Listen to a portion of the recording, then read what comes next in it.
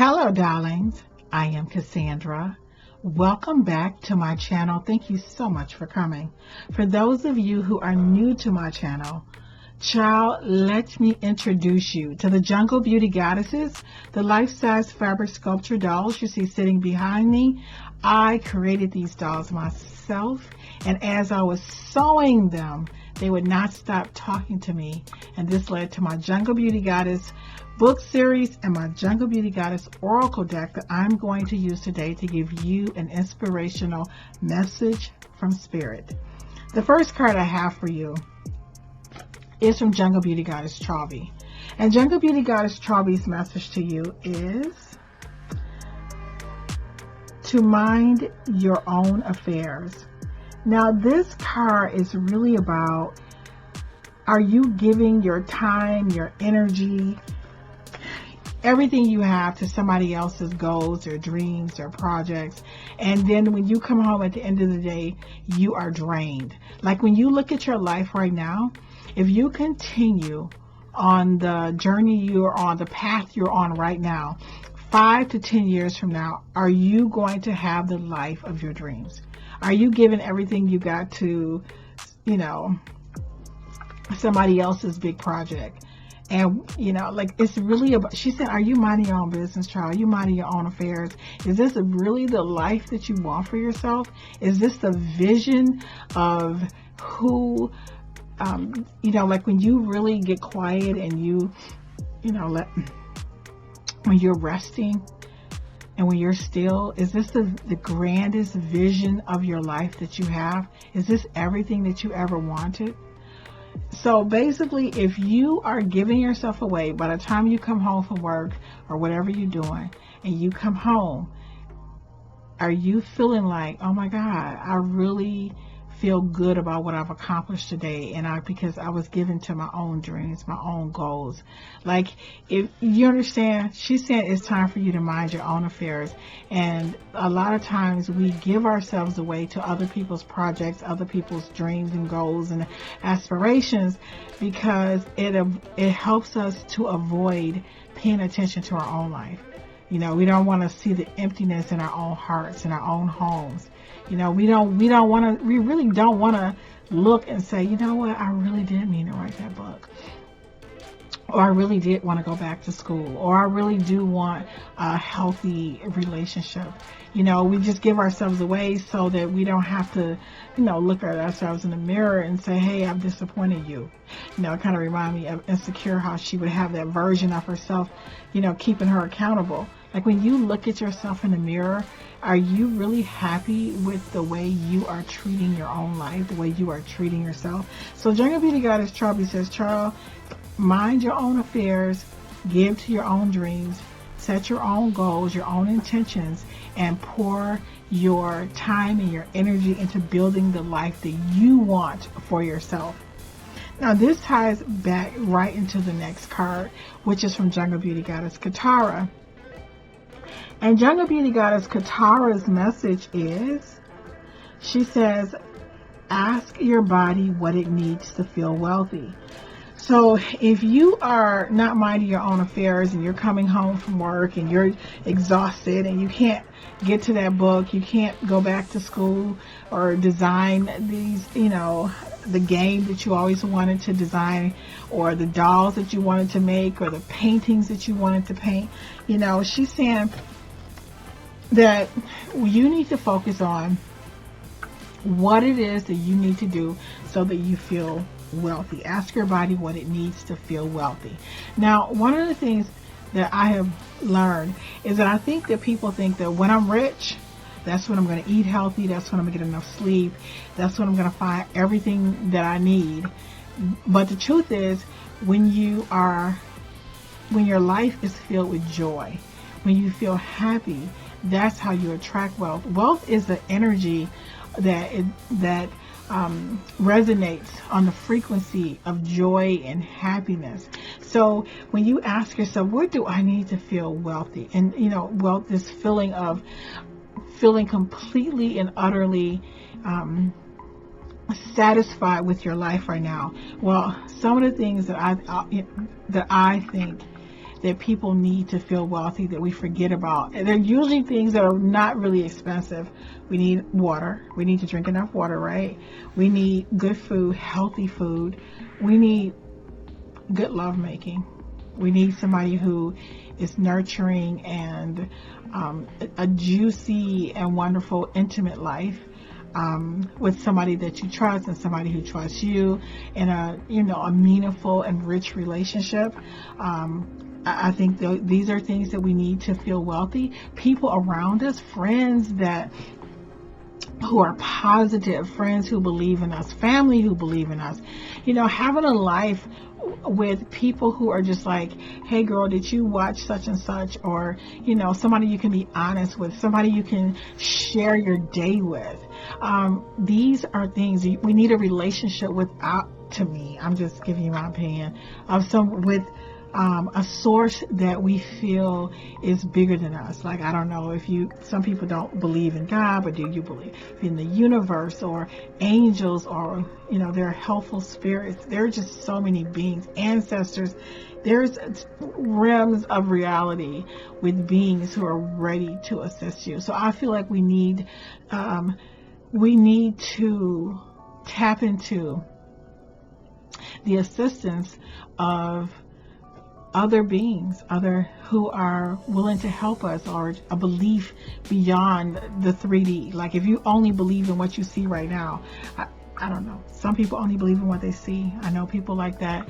But I feel like when we feel really whole, we can look at a tree, we can look at a flower, we can look at nature, and we can feel a part of something magnificent and much bigger than us. So when you look at the sky and you look at the stars, it's like this connection to divinity, the connection to the universe. So, it's not just the things in our life, like the people who make us feel loved, but having, healthy food, and, oh my God, and good sleep. Oh my child. So these are some of the things that make you feel wealthy. So if you have good sleep, some good intimacy with somebody who is loving and nurturing, if you have good food, good friends, these are the things that make you feel joyful. And another thing that, to me, that helps you to feel wealthy is having a hobby, like something that you do just for the sheer joy of doing it. Even if it's just maybe, if you like to play the guitar, if you like painting, if you like writing or doing poetry or singing, hiking.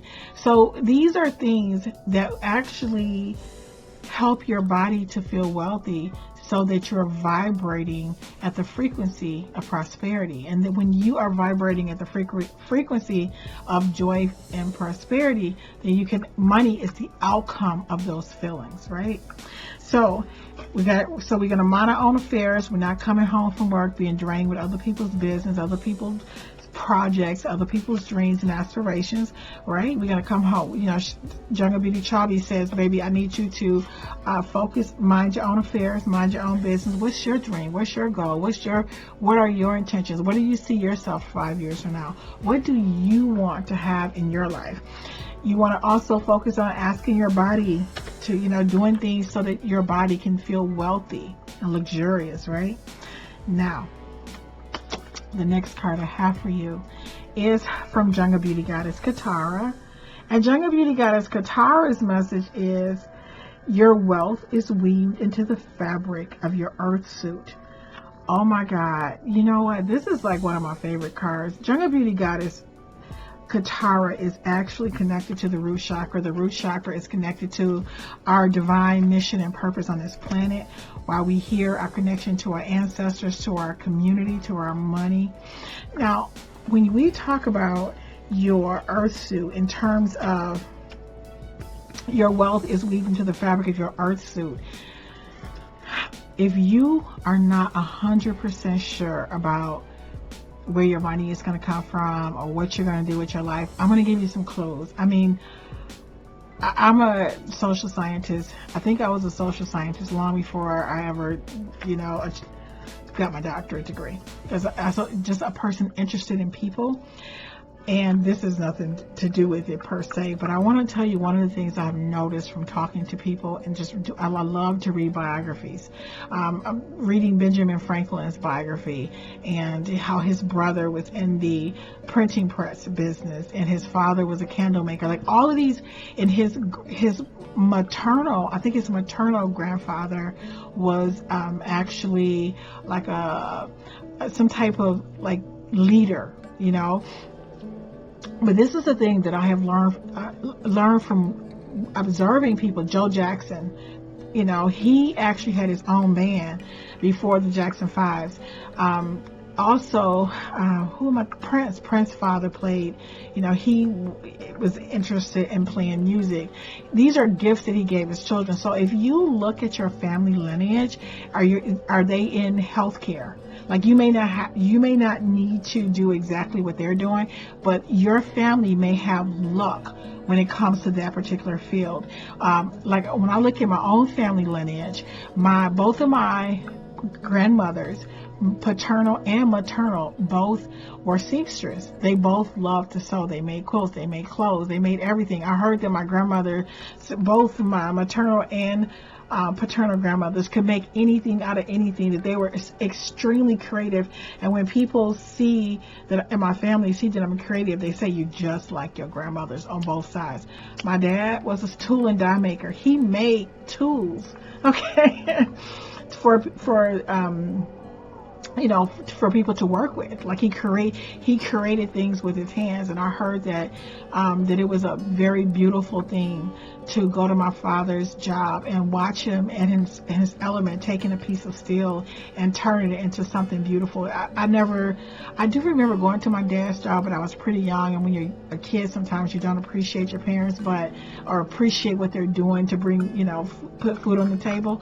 But my father worked with his hands. But I do remember when my dad would come home, he would get like this little steel in his fingers, and I would use a pen to get the steel out of my dad's fingers. So working with my hands and making things is just in my DNA. And then the other thing is, my paternal grandfather was a pastor. He loved to talk, and he had gone to school. I don't know, but so it's like all of these things. When I look at my lineage, when I look at my family, I see how my wealth has been weaved into my DNA. And then I forgot to say my mom. My mom actually, she sold, I don't know if it's car seats for General Motors. Like she worked for, it was called Fisher Body at the time, but she actually sold car seats for a living. So the sewing is just in my blood, child. The sewing, so I'm just saying, if you are trying to figure out where is my luck, what are some of the occupations and roles that my family has been participants in for a long time? Like look back, like, you know, sometimes things skip generations. Look at uncles and just put together this picture, because you may have luck in this area. Like you don't have to be exactly like them, but it's like a puzzle that you're putting together, and you've probably developed some skill set from all of your relatives. Do you understand what I'm saying? So look for that. So in the process of minding your own affairs, to figure out what it is that you want to do with your life, and not just give all your energy to other people's dreams and goals, and then you know, when you're 70 years old and you're living on a pension. I'm not saying this. I'm just saying that you don't want to give all of your energy, your life force, to other people's dreams. You want to build something for yourself that you know, so that you can have something to look forward to. And the other card I have is from Jungle Beauty Goddess Afar, and this is the last card. And Jungle Beauty Goddess Afar says, no one can be a better you than you. I wish everybody in the world, if they had one message, that they really understood this. As a teacher, I'm sorry, I seem to have the sniffles. As a teacher, when a lot of times I see people, you know, young people who are teaching at a college, or junior college, and people, if you ask them, what do you want to do with your life, and they say, oh, I want to be Beyonce, I want to be, no, you want to be you. No, just really, like when I say, think about the skill sets that you have, the skill sets that's a part of your DNA, and you can start working on things a little bit at a time. You don't have to like go and like quit your job, but maybe you can come home and write 3 pages.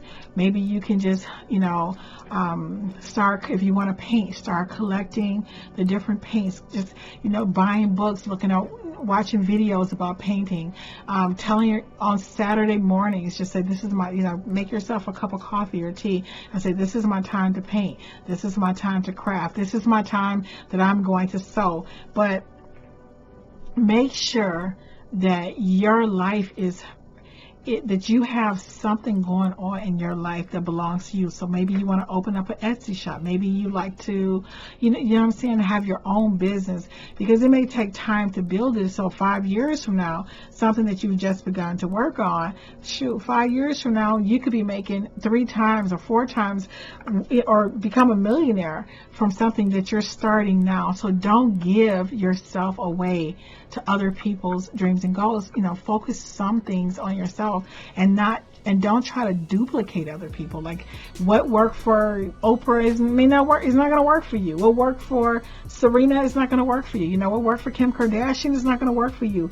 You have to uniquely look at your skill set and say, okay, I'm good at, this, maybe you're good at singing, and maybe you have not been able to make it as a singer, but what if you start a YouTube channel teaching other people how to hit certain notes, or maybe how to read music. I don't know how to read music, or how to write a song, because a part of feeling wealthy, and this is a big part of it, especially with Maslow's hierarchy of needs. Like he has this hierarchy of saying these are some of the things that humans need to feel whole and complete, is our need to give back to the world, let the world know that we were here, right?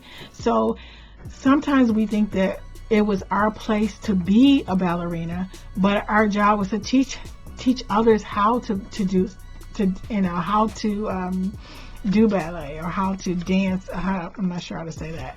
Like even with this whole thing with Joe Jackson and the Jackson 5s, he may have thought that he was supposed to be a superstar, but his job was to have children and know just enough about music to turn them into superstars.